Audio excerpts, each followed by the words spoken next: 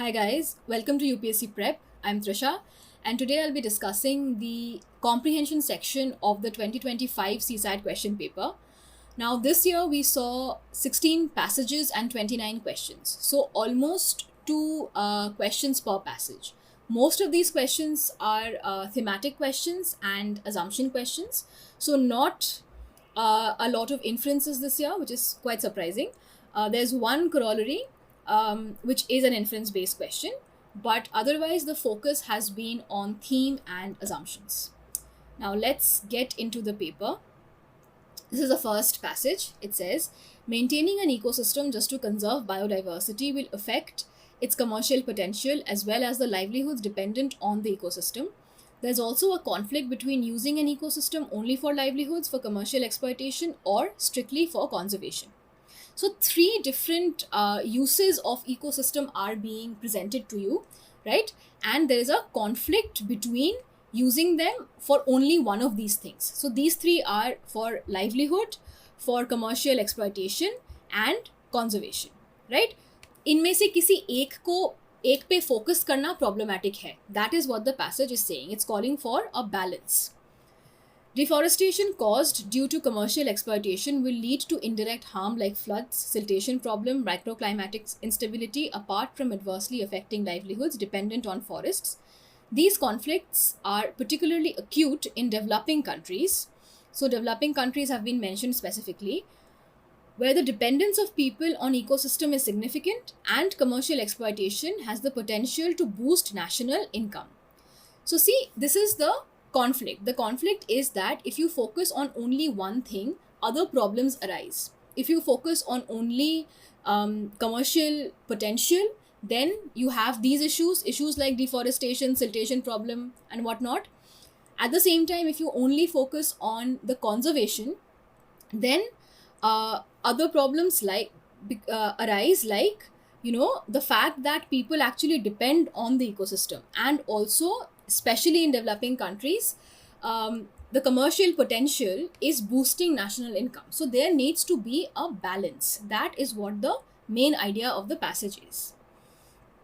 The question is, which of the following statement best reflects the critical message? तो critical message is a thematic question. It is again basically just asking you कि main idea क्या है passage का. Option A, conservation of biodiversity is not an issue to be worried about when some people depend on ecosystem for their livelihoods. This is very directly a contradiction of the passage. The passage has told us that conservation is important. If we don't conserve, then these issues come up. Deforestation, siltation issues, all of these things happen. So this is not your answer. It is very directly contradicting the passage. Then you have option B, commercial exploitation of forests goes against fundamental rights of the people dependent on forest. Now, fundamental rights have not been spoken about in the passage at all. So this is again going beyond the scope of the passage. C, sustenance of livelihood and degradation of ecosystem while being together exacerbate one another. Exacerbate is to affect one another or to increase the issues of each other, leading to conflicts and imbalance. So I've been telling you that the passage is actually calling for a balance, right? And this option is reflecting that issue. So it is reflecting the main idea of the passage. We will still look at option number D. Option D says commercial exploitation of ecosystem should be completely stopped. Now again, this is too extreme. Why? Because the passage is telling you that there are some countries where commercial exploitation is boosting national income. Right? इनका income boost हो रहा है because they are using the forest for commercial purposes. तो option number D भी extreme हो गया. C is your answer. Okay, same passage. Next question. The question is asked with reference to above passage. Following assumptions have been made. All right. Option number 1. No country needs to depend on ecosystem to boost national income. Very directly a contradiction, right? The passage is telling you developing countries are dependent. So contradicting the passage, you can ignore that, eliminate that one. Next option says Resource-rich countries need to share their resources with those of scant resources so as to prevent the degradation of ecosystems. Now, this also is not being discussed in the passage. The passage has not spoken about resource-rich countries at all, and it has also not given us any solution. It has only told us, ye problem hai, this is a balance that we need to strike. That is it. It has not given us any solutions. So this is also not your answer, right? So neither of the two. D is the answer here. Neither of them are assumptions. Next passage. The history of renewable energy suggests there's a steep learning curve, meaning that as more is produced, costs fall rapidly because of economies of scale and learning by doing. The firm's green innovation is path dependent. The more a firm does, the more likely it is to do in the future. The strongest evidence for this is the collapse in the price of solar energy, which became about 90% cheaper during the 2010s, repeatedly beating forecasts. Moving early and gradually gives economies more time to adjust, allowing them to reap the benefits of path dependent green investment without much disruption. A late, more chaotic transition is costlier. So basically, this passage is saying that the more you do, the easier it gets, right? That is the steep learning curve that you learn by doing. जितना आप करोगे, जितना green innovation को you'll build, more easier it will get.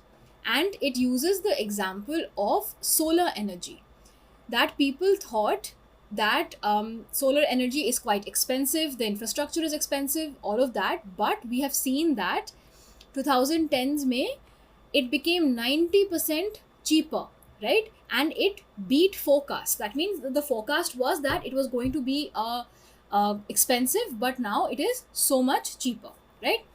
Moving early and gradually gives economies more time to adjust, allowing to reap the benefits of path-dependent green investment. Late, more chaotic transition is costlier. So there's an element of time कि जितना जल्दी आप शुरू करोगे उतना आपके पास growth का time रहेगा, and the growth will be gradual, slow and steady, as opposed to late and rushed. The more late you are, the more chaotic it will be, and it will also be costlier, right? That is the main idea of the passage.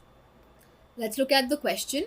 Which of the following statements best reflects the central idea? So very directly they're asking you कि main idea क्या है passage का.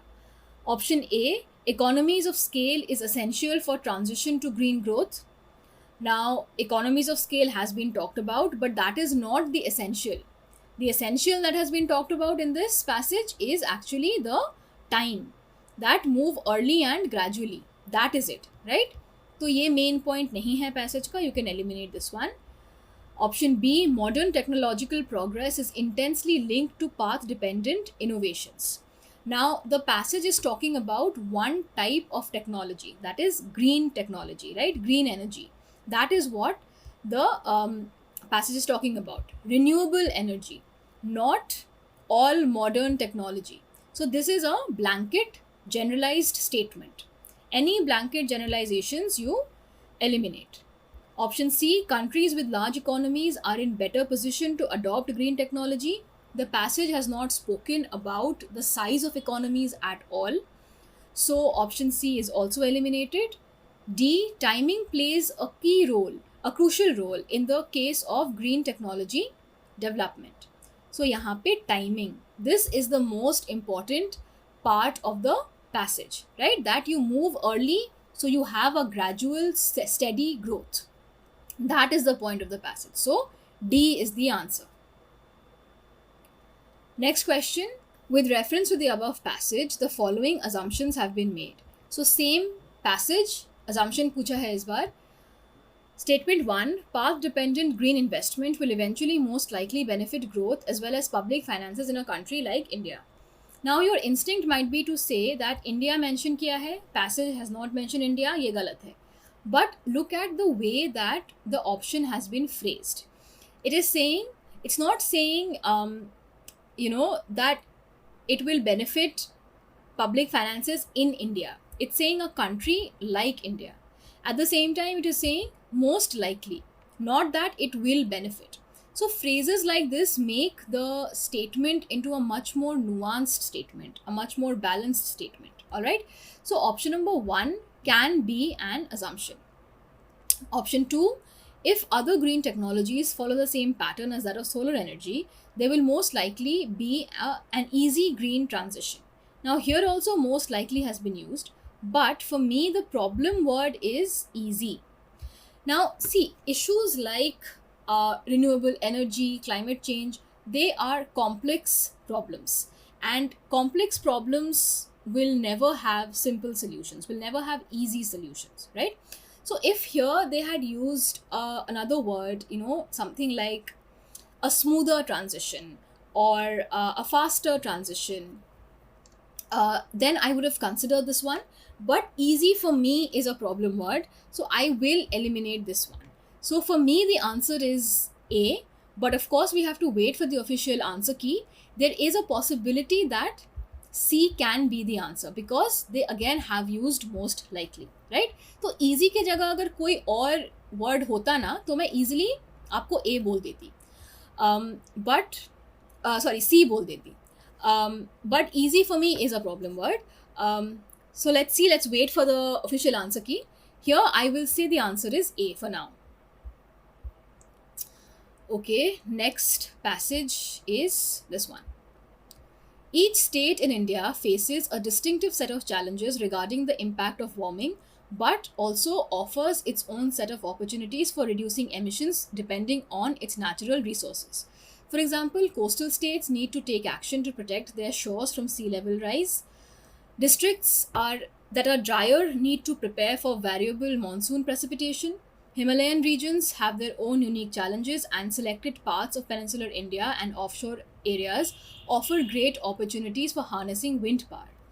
These various aspects need to be considered for developing clear and sustainable goals for the future. So basically, this passage is saying that every state has its own problems, distinctive set of issues, right? And therefore, we need solutions that are tailored to these issues. So these various aspects need to be considered for sustainable goals, right? हमको जो Himalayan area में जो policy काम करेगी वो policy coastal areas में नहीं काम करेगी, right? So we have to tailor make these policies, or we have to think about the own distinctive set of problems of each state while thinking of solutions. So the question is, which of the statement best reflects logical, rational, pragmatic message? So again, it's a theme based question. Main idea kya hai passage ka? Option A, mitigation and adaptation of strategies to address / tackle climate change is essentially the responsibility of each state. The passage is saying that each state is facing its own set of problems, and yes, the approach needs to be state specific. That does not mean that the sole responsibility should be on the state, right? So option number A is incorrect. Option B, India is too diverse to implement any effective strategy or program to address or tackle climate change. Now, whenever you see any option that is talking about the diversity of India in this extreme a sense, it can be automatically eliminated. Our diversity is complicating matters, yes, but our diversity is not a problem. Okay, a diversity is a good thing. So yes, because of the diversity, we then tailor make the solutions. But to say that diversity के वजह से कभी हम tackle नहीं कर पाएंगे, ये गलत है. So B can be eliminated. C, it is basically the responsibility of union government to implement climate action plans and ensure net zero emissions. Now, the passage has not told us which government should do what. इस बारे में बोला ही नहीं है. Passage ने सिर्फ ये बोला है कि डिस्टिंक्ट प्रॉब्लम्स है हर स्टेट का, तो हर स्टेट का सोल्यूशन भी डिस्टिंक्ट होना चाहिए. That is what the passage is saying.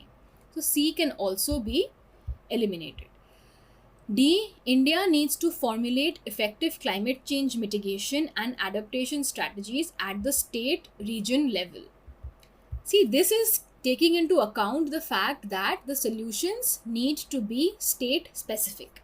The difference between D and A is that A is saying कि responsibility पूरी state की है, whereas D is saying कि आप state level पे काम कीजिए. That is the difference, and that is a very crucial difference. It's a minute difference, but a crucial difference. So D is the answer here. All right. Again, same passage. Next question. With reference to passage assumptions. Option number 1. Green energy production can be linked to or integrated with climate change mitigation and adaptation strategies. Option 2. Effects of climate change are much more severe in coastal and mountainous regions. So option number 2 again very easily eliminate कर सकते हैं आप. This is from the examples that were given in the passage. Now, the passage is not saying that climate change in coastal or Himalayan areas is more severe than mainland. That is not at all the interpretation that you should make.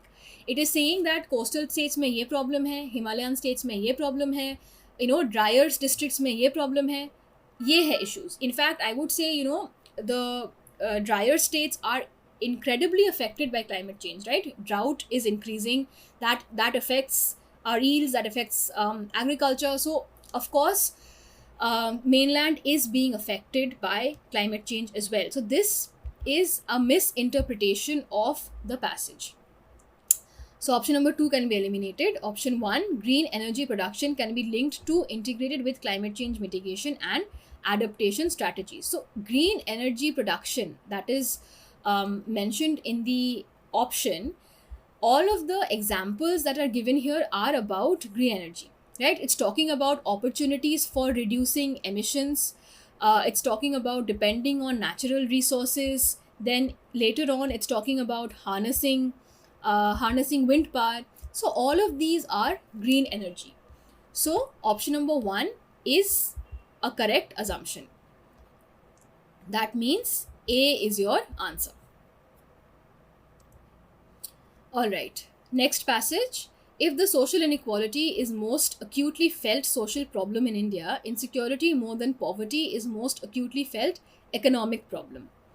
Besides those below official poverty line, even those just over poverty line are subject to multiple economic insecurities of various kinds due to wealth and or health risks, market fluctuation, job-related uncertainties. Many government policies are actually intended towards mitigating these insecurities.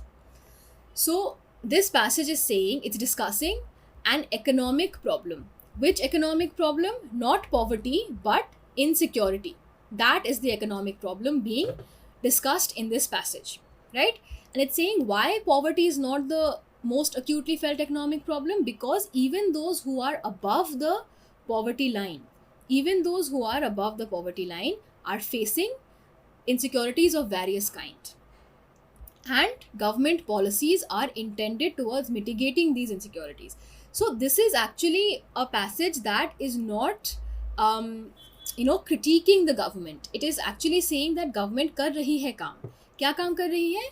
That it is thinking about policies towards mitigating insecurities, not only for people below poverty line, but also the people who are above poverty line but are facing these different kinds of insecurities. All right. Again, they've asked for critical message. Okay, option A, India's political executive should be aware that poverty and social inequality and the consequent sense of insecurity is the main social problem. So this is not the main idea of the passage. Political executive के बारे में passage ने discuss नहीं किया है. Also, sense of insecurity, poverty, these are not social problems, these are economic problems, right? So this one can be eliminated. Option B, in India, poverty is the primary reason for social inequality and insecurity. Again, this is contradicting the passage, because passage is saying कि even those who are above poverty line are subject to insecurity. तो अगर poverty main cause होता, तो eradication of poverty would help in mitigating insecurity, but that is not happening. Because even those who are not technically poor, they are also still facing insecurity. So B is also contradictory. C, poverty and social inequality are so intricately linked that they pose an unmanageable crisis. Again, unmanageable crisis is an extreme statement. You can eliminate this very easily. Option D, insecurity more than poverty is the main economic issue that government policies must address. This is basically paraphrasing your passage. It is summing up जो इतने line में बोला है, same thing is being said in this one sentence. Insecurity more than poverty is the main economic issue that government must address. Right? So D is your answer. All right, next question again is an assumption, same passage. Okay, statement 1 says people above poverty line also are prone to suffer from anxiety about economic insecurity. This is very directly from the passage, right? It's given in the passage. It's correct. Statement 2, eradication of poverty can result in peace and social equality in the country. Now, this is again contradicting our passage.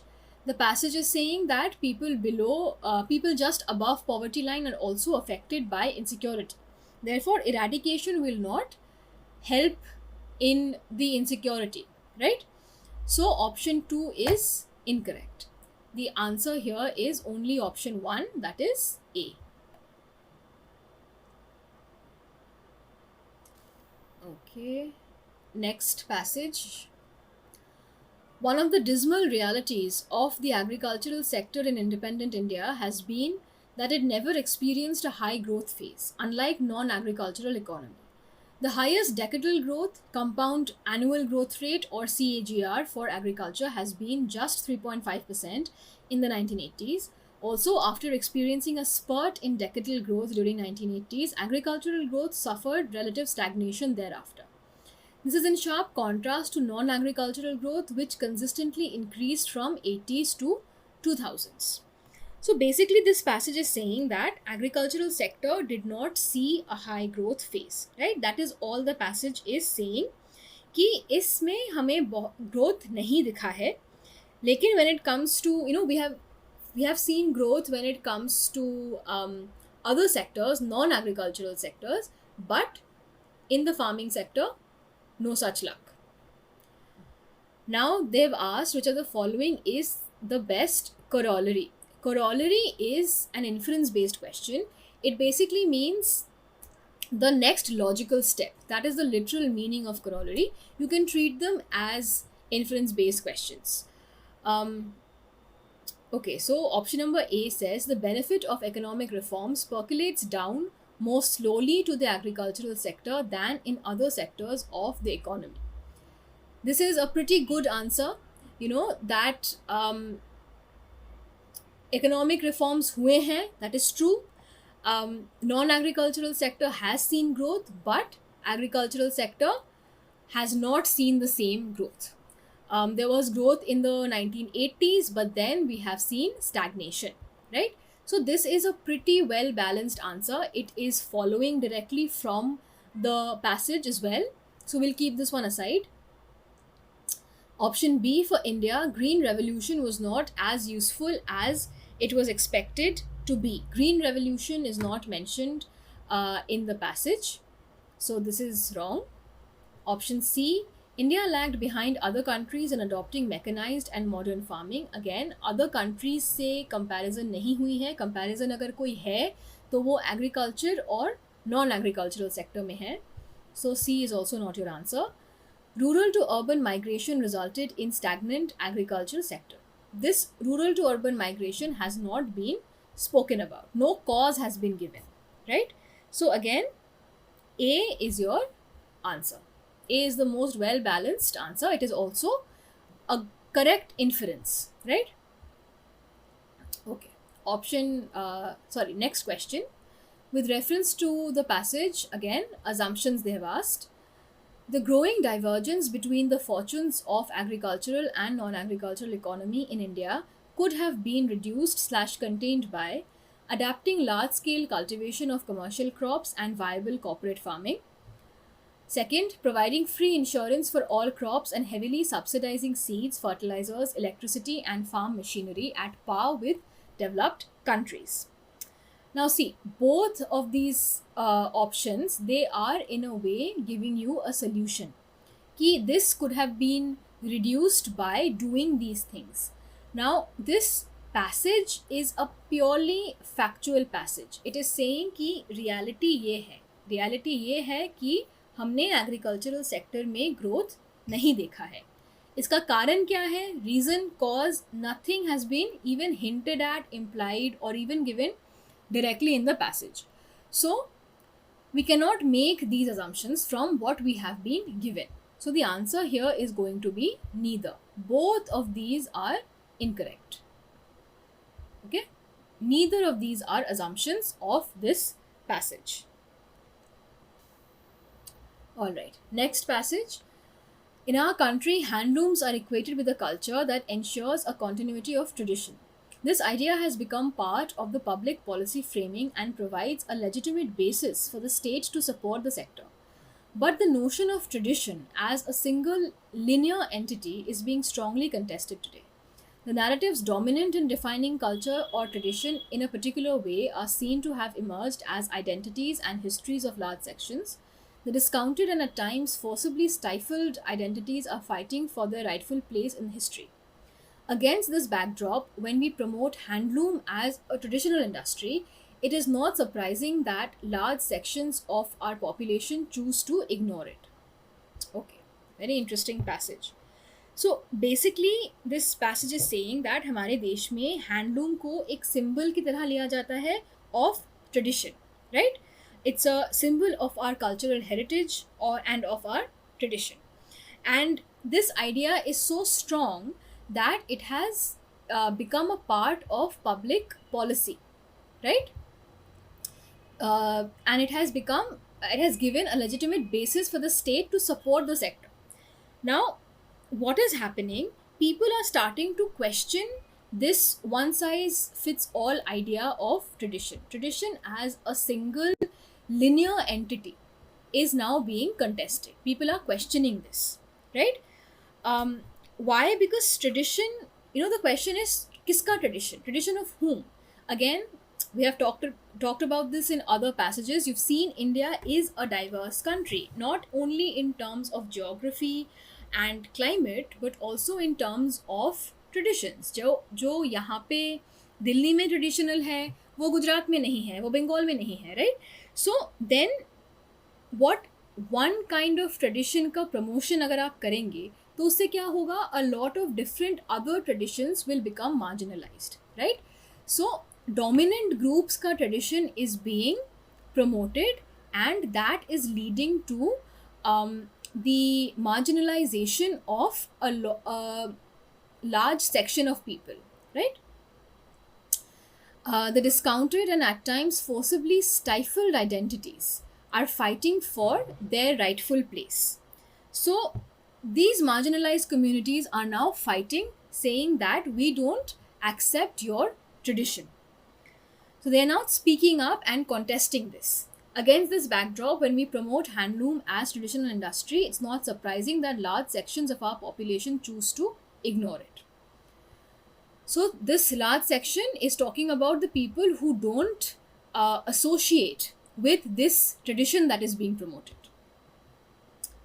All right. Question is, which of the following statement reflects logical, rational message conveyed? So again, thematic question, message पूछा है. Option A, we need to free handloom industry from limited narrative linked to preserving cultural heritage. Okay, this is a pretty well balanced, nuanced statement that this limited narrative of tradition से हमको handloom industry को free करना चाहिए. Okay, we'll keep this one aside. Option B, continued state support to handloom industry ensures the preservation of some of our glorious art forms and oral traditions. This is focusing on preserving tradition. It's talking about preservation of tradition, which is exactly what the passage is critiquing. So this is not in tune with what the passage is saying. C. Household units of handloom sector should be modernized and made an economically viable organized industry. Again, not the main point. Problem organization में नहीं है, right? Problem is in the fact that a large section of people don't associate with this tradition that is being promoted. D. Handloom products need to be converted to machine-made designer products so as to make them popular. So again, this is not at all what the passage is saying. So answer here is A. Alright, next question. With reference to above passage, the following assumptions have been made. Option 1, there is no need for the state to be involved in any manner in handloom sector. This is quite extreme. It's also contradicting the passage because state involvement is important. Option 2, handloom products are no longer appealing and attractive. This is not at all the right interpretation of the passage. The attractiveness and appeal of handloom products is not being discussed. What is being discussed is the fact that the tradition that is being promoted by the industry is being contested by the marginalized communities. So, D is your answer here. Alright, next passage. In our country, regrettably, teaching and learning for the examination have been our forte. Forte is basically something that we do very well.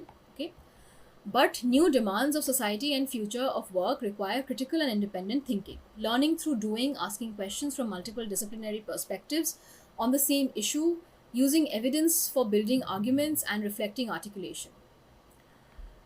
Higher education should not either be a mere servant of government policy or passive respondent to public mood. Higher learning is all about how to think rather than what to think. Teaching has to be reinvented.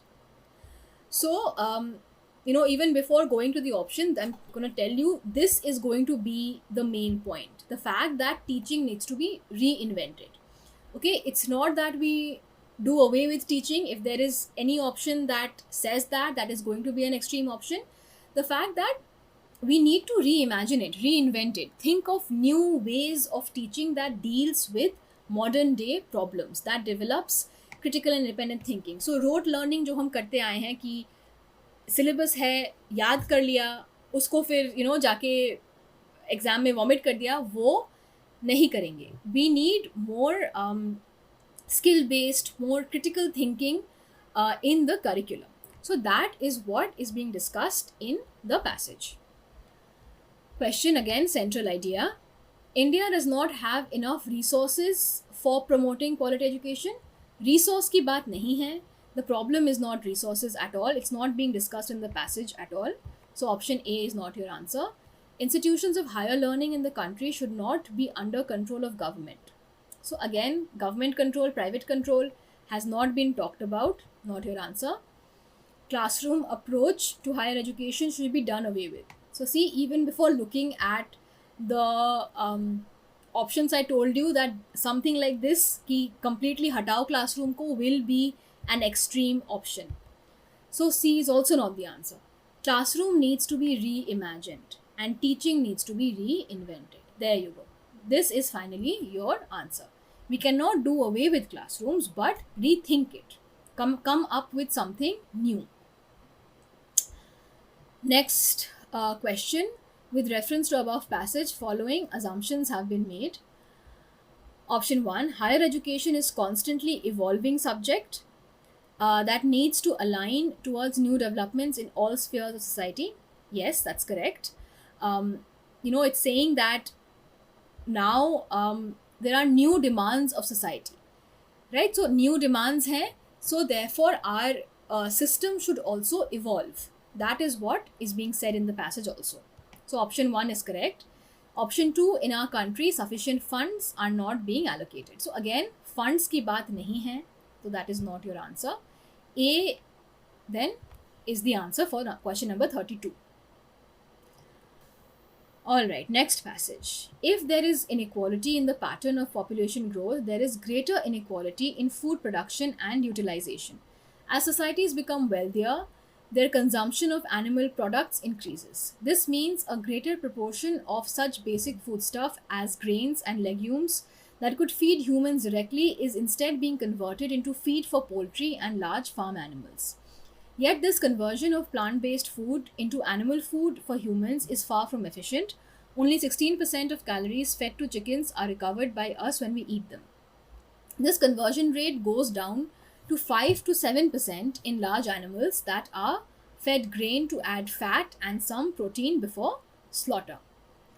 So, this passage is basically discussing dietary patterns, right? It is saying that wealthier nations consume more meat, but you know, at, not only is this there is inequality in food production because now a lot of the food stuff and grain is going towards feeding the animals that will eventually become meat, but also the fact that this is quite inefficient. This is not efficient because um, only 16% of the calories are being recovered by us, right? So this is quite an inefficient system that we have that we have. All right, let's look at the question. The question has asked which of the following statement best reflects crux. Crux is your most important point. So the single most important point, the best way to solve a crux question is to think of a title and then match the title with your option. Okay. So let's look at the options. There is an urgent need for a public policy to promote consumption of cereal based food in wealthier societies. Public policy has not been talked about. So crux will not have anything extra. Okay. So जो passage में है directly उसी से आएगा. तो public policy के बारे में बात नहीं की गई है, तो option A is wrong. Option B, animal based food is far less efficient than grain plant based food in terms of production and utilization. That is exactly what the passage is saying. It is saying that this conversion is far from efficient. That means it is not efficient, right? So option number B is exactly what the passage is saying. This is probably going to be your answer, but let's look at C and D. All right, option C says plant-based protein should replace the animal-based protein in our daily diets. Now, the question is crux, right? What is the single most important point of the passage? It is not inference. This is more of an inference. This is you drawing an inference कि अगर ये problem है तो ये solution है. That is not your crux. The crux is what is the most important point. So this is not going to be your answer. D says inequality in food production and consumption is inevitable in any fast changing society. Again, inevitable is an extreme word. So D is also not the answer. B is your answer. Alright, next question. With reference to above passage, the following assumptions have been made. Statement 1. Food manufacturing and processing industries in every country should align their objectives and processes in accordance with changing needs of societies. Now, the passage does not discuss this. The passage does not discuss any solutions or, what specific industries should be doing. So, this is not your answer. Option 2. Wealthier societies tend to incur great loss of calories of food materials due to indirect utilization of agricultural produce. And this is exactly what the passage has said, that this conversion is quite inefficient and there is a loss of calories.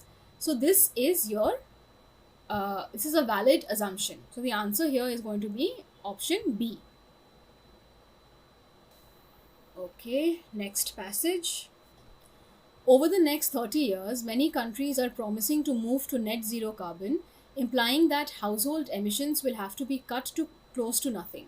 A leading climate scientist reckons that at best, half the reduction might be achieved through demand-side measures such as behavioral changes by individuals and households, and even that would require companies and governments to provide more incentives to change through supply-side investments to make low-carbon options cheaper and more widely available.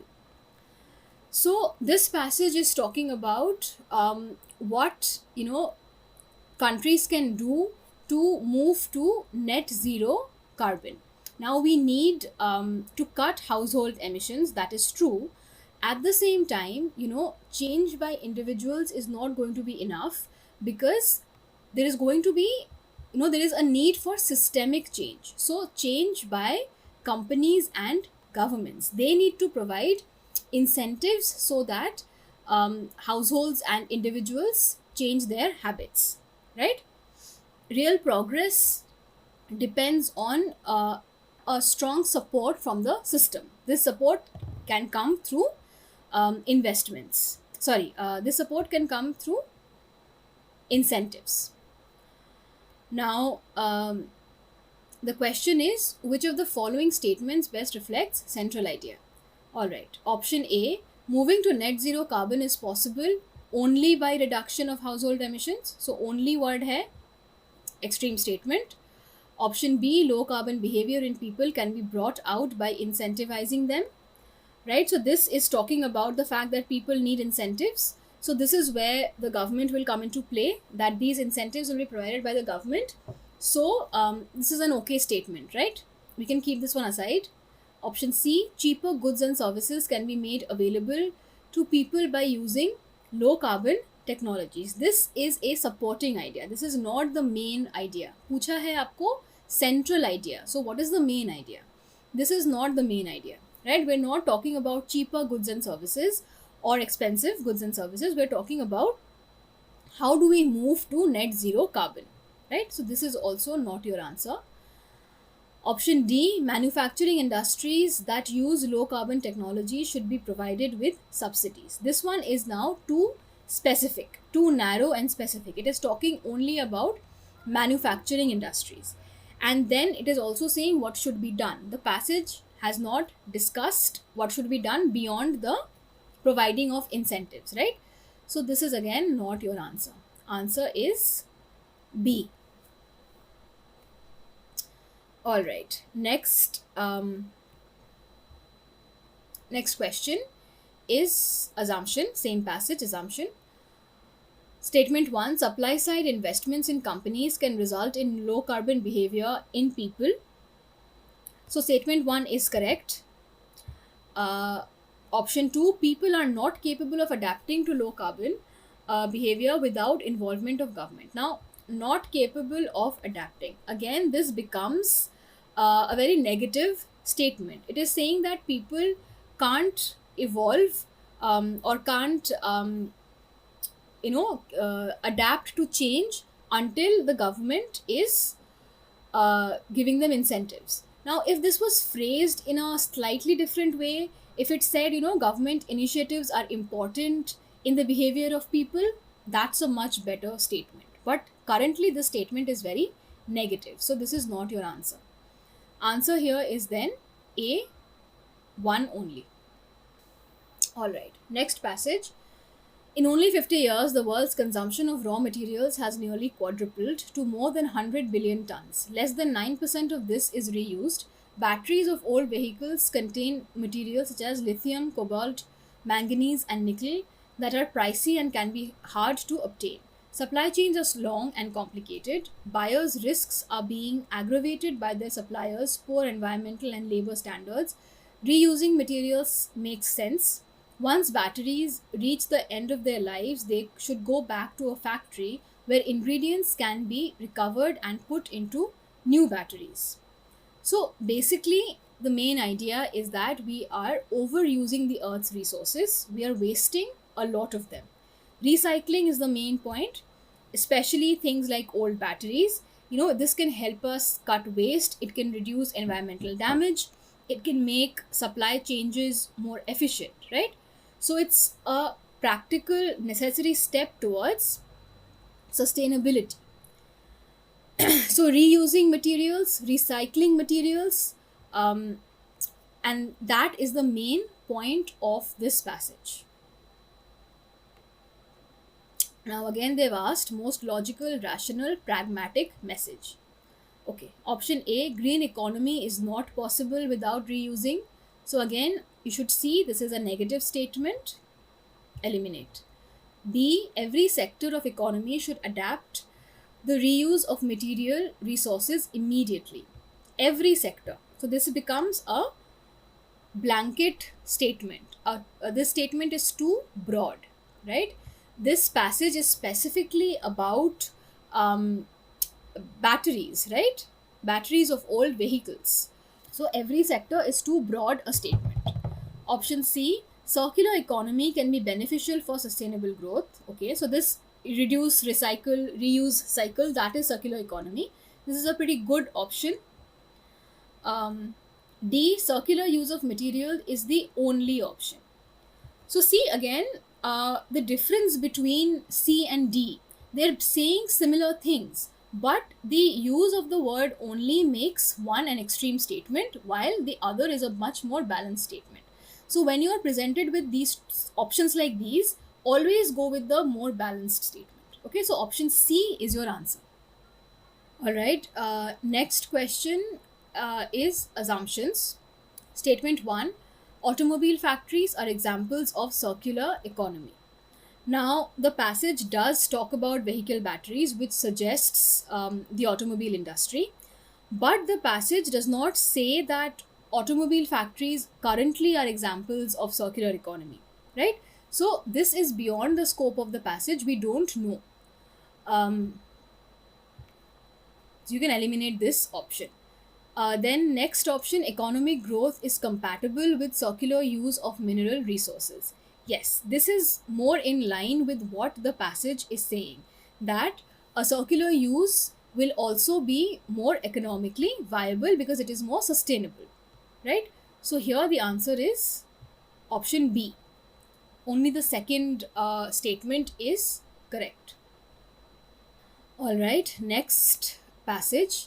It is hard to predict how changes in climate and the atmosphere's chemistry will affect the prevalence and virulence of agricultural diseases. Virulence is strength. But there is risk that such changes will make some plant infections more common in all climatic zones, perhaps catastrophically so. Part of the problem is that countries of selective breeding have refined the genomes of most high value crops. They are spectacular at growing in today's conditions, but genetic variations are not immediately useful to them, have been bred out. This is good for yields but bad for coping with changes. A minor disease or even an unknown one could suddenly rampage through a genetically honed crop. So basically, the passage is saying that we have made the crops incredibly efficient, but by doing that, we have also made them more fragile. Okay, as the climate keeps changing, we can face serious problems because simply because the crops are no longer used to it, right? They are genetic variations. They are genetically honed to do one sort of thing, which is very good for yields. Like it's saying, it's good for yields, but it can't cope with change. Now, any minor change can cause a big problem. That is what the passage is saying. Now they've asked for central idea. Okay. Option A, global climate change adversely affects productivity of crops. This is true in general, but this is not the main focus of the passage. The passage is specifically talking about plant diseases and genetic vulnerability. All right, so not general productivity of crops. Option B, our total dependence on genetically honed crops entails possible food insecurity.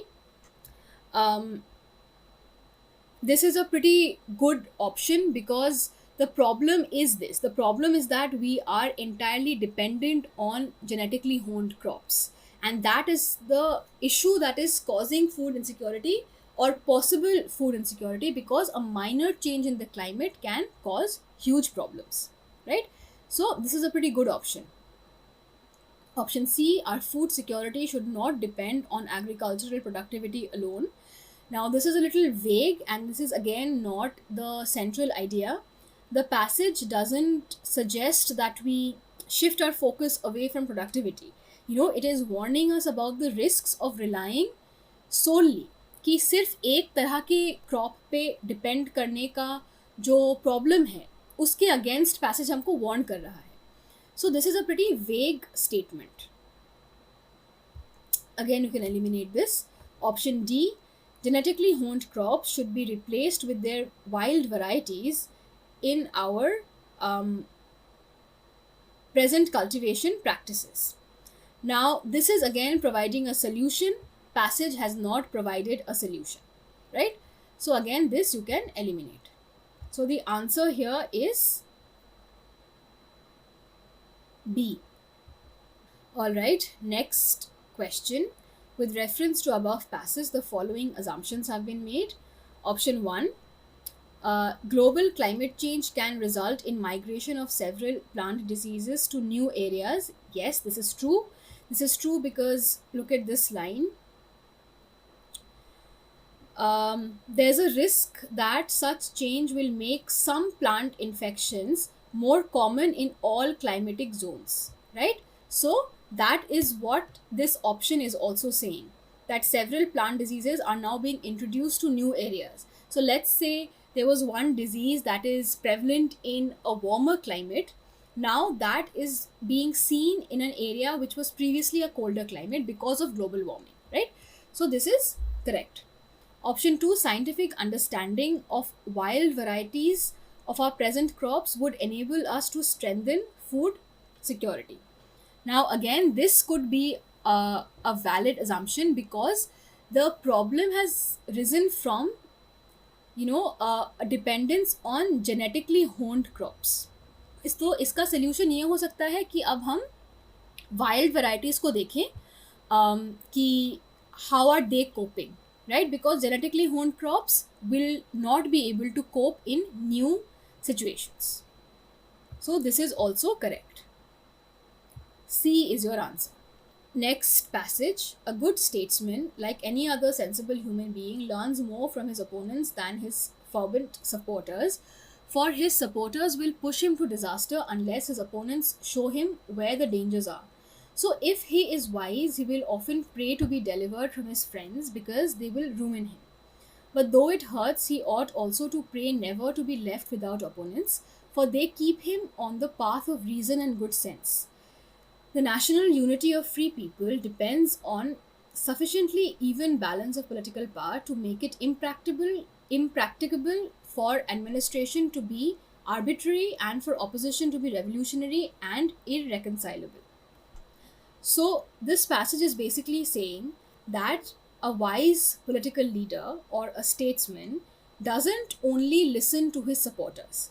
He learns more from his opponents, right? Because the supporters will, there is a chance that supporters will blindly agree with you, will just say yes, and not give any constructive criticism, right?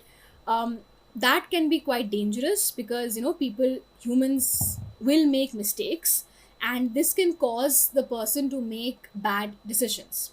On the other hand, the opponents will challenge him, right? Now the last part is about democracy. This part is about democracy. It's saying that for a democratic country to function well, there needs to be a balance of political power. So if the government has too much power, it can become arbitrary, right? It can become dictatorial. So, and also, if the opposition does not have enough say, then they can become revolutionary, right? So, in order to avoid both of these things, a good opposition is necessary for a democracy. Okay, the question has asked for critical message. Option A, without opposition parties, the administration in democracy gets to become more responsible. Contradictory to the passage. Without opposition parties, it is saying. The passage is saying opposition parties are important. So, this is eliminated. Option B, democracy needs to have revolutionaries in opposition to keep government alert. Again, contradicting. The passage is actually saying ki if you don't have a good opposition, then revolutionaries might come. So, revolutionaries is problematic. So, option B is also eliminated. Option C, rulers in a democracy need support or opposition for their political survival. Now, this is an oversimplification. Rulers need support of opposition. Opposition will not support you, opposition will challenge you, right? Supporters will support you. So, again, eliminated. Leaves us with D. In a democracy, opposition is indispensable for balance of political power and good governance. So, this is again a good balanced statement. It is not saying opposition is the only important thing. It's not saying, opposition is not required at all. It's saying that it is important for the balance. And that is what a democracy is all about, this balance of power. So, option D is your answer. Okay, next question again, assumption. In a democracy, strong opposition is required only if head of the government is indifferent. Again, only is, this is an extreme statement. Statement 2, the more aggressive the opposition, the better is the governance in a democracy. This is also wrong because it is contradicting the passage. The passage is actually warning against an aggressive opposition. It's saying that a healthy democracy has a challenging opposition. If this challenging opposition is not there, then the opposition can become revolutionary. तो ये हमें नहीं चाहिए. We don't want a revolutionary or aggressive opposition. We want a good, healthy, challenging opposition. Okay, so here D is the answer. All right. Next passage. There has been no democracy that has grown economically without corporate capitalism. It helps in modernizing economy and enabling the transition from rural to urban and agriculture to industry and services, which are inevitable with growth. It generates jobs, and there is no other way to fix a country's unemployment challenge without a further impetus to private business. Big companies can operate on a large scale and become competitive both domestically and externally. A vibrant corporate capitalist base also leads to additional revenues for state, which in turn can be used for greater welfare for marginalized and creating a more level playing field in terms of opportunities. Critical message पूछा है. So basically this passage is about corporate capitalism, right? It's saying that corporate capitalism is, it is for big profits, but also it is creating jobs, it is modernizing the economy, it is funding government programs, it is making societies more fair and more equal, right? So, supportive private business is not against social welfare. It is, in fact, one of the best ways to achieve social welfare sustainably, right? Okay. Critical message, option A, corporate capitalism is important for economic growth of a state and also for democracy. Seems like a pretty good option. Important for economic growth, yes, and also for democracy. It seems like it is paraphrased from the passage. We'll keep this one aside. Option B, corporate capitalism is imperative for modern state to achieve political objectives. Now again, it is saying something similar to the first option, but using more extreme language. That is why you can eliminate it. Option C, no state can ensure its economic survival for long without role of corporate capitalism. Same problem. Extreme statement, no state can survive likha hai. Option D, corporate capitalism and democracy have mutual dependence for their continued existence. Now, the passage is talking about, government being dependent on corporate capitalism. We don't know whether corporate capitalism is dependent on democracy or not. That is beyond the scope of this passage. In this paragraph, that has not been discussed. So, mutual dependence has not been discussed. A is the answer. All right, next question. They have asked for assumptions again.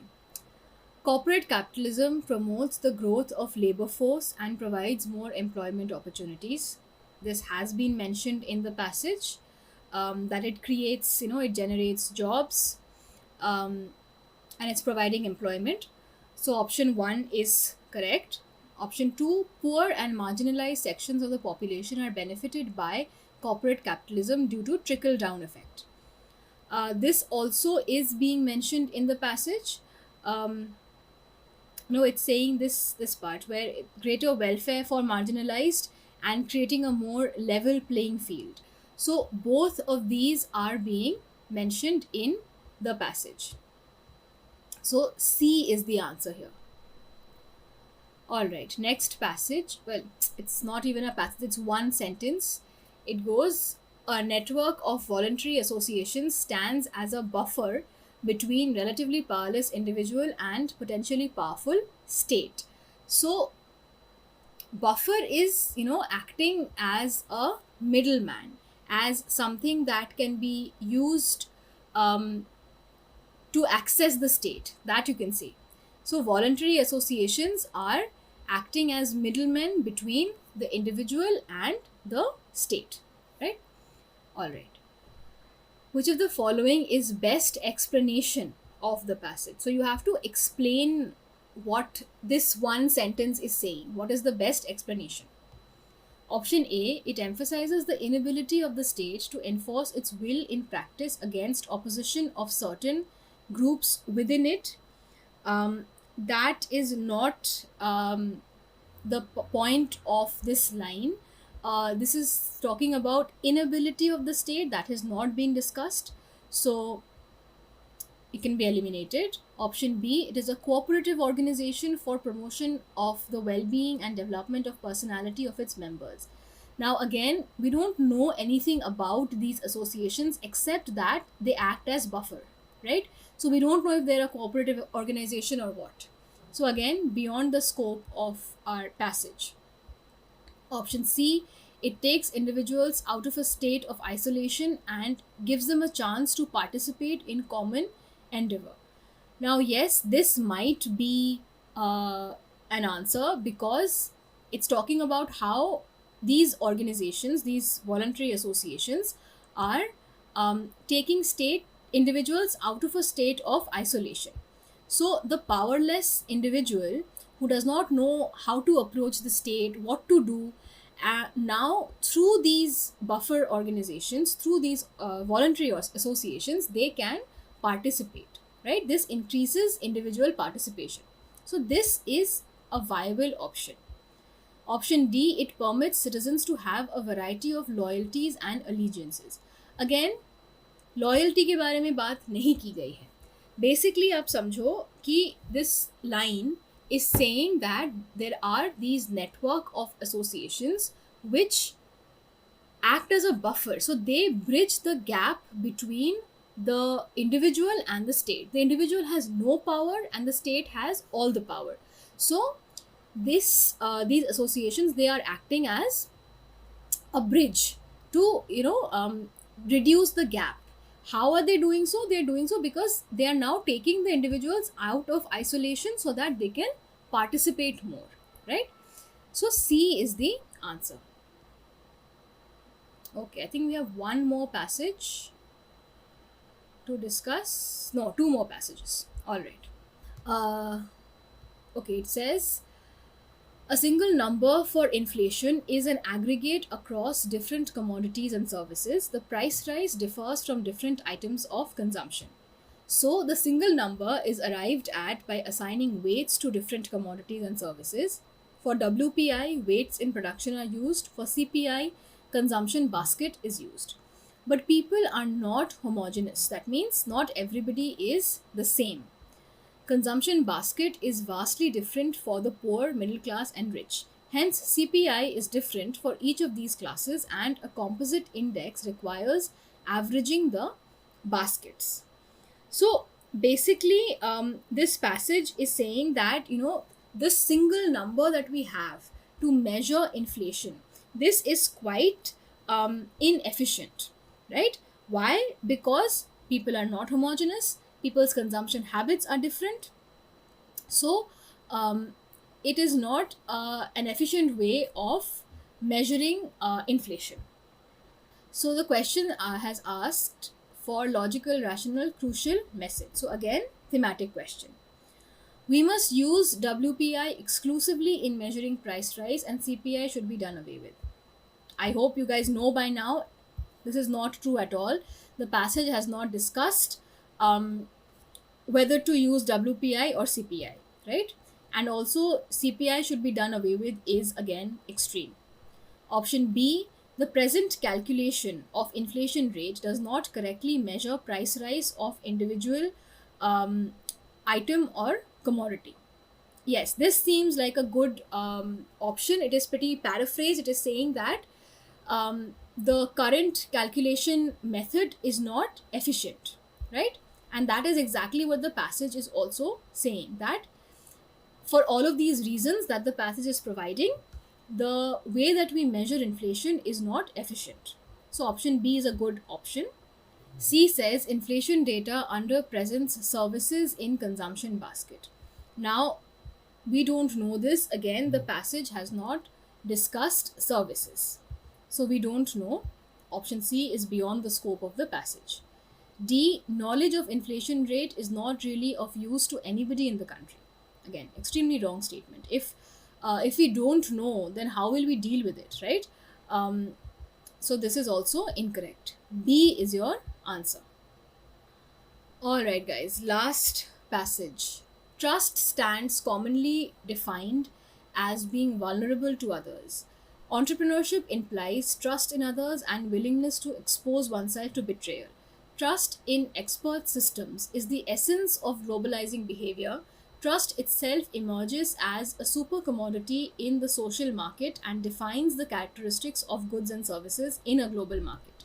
Trusting conduct also means holding others in good esteem and an optimism that they are or will be competent in certain respects. So this passage is talking about trust. It's saying that trust means, that you're taking a risk, right? By believing other people, by trusting them, you are inculcating a risk, right? Next, entrepreneurship is implying trust. It is dependent on trust, right? In people, in systems, in organizations, you're trusting that they will keep their word. And in today's world, trust is a powerful force, right? It is it means holding others in good esteem and optimism that they are or will be competent, right? So it's almost like a commodity. Trust itself emerges as a super commodity, right?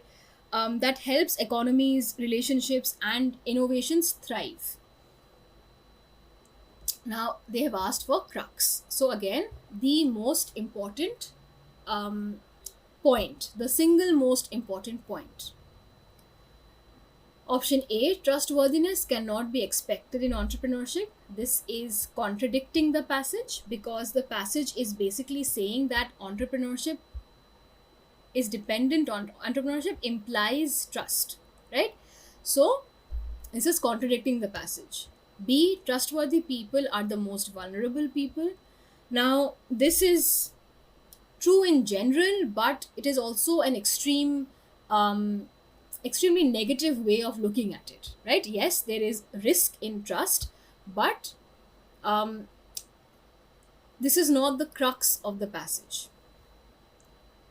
C, no economic activity is possible without being exposed to betrayal.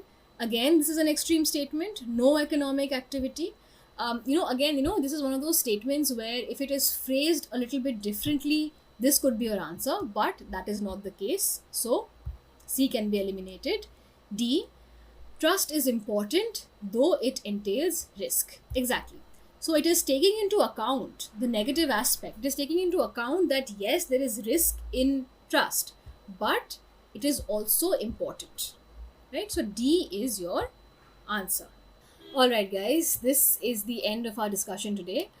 We've discussed all the passages, so I hope this gave you some clarity. If you attempted the paper, we'd love to hear how you did, what you thought, whether it was easy, whether it was difficult. We'd love to hear from you. That's it for the video today. All the best for your UPSC journey.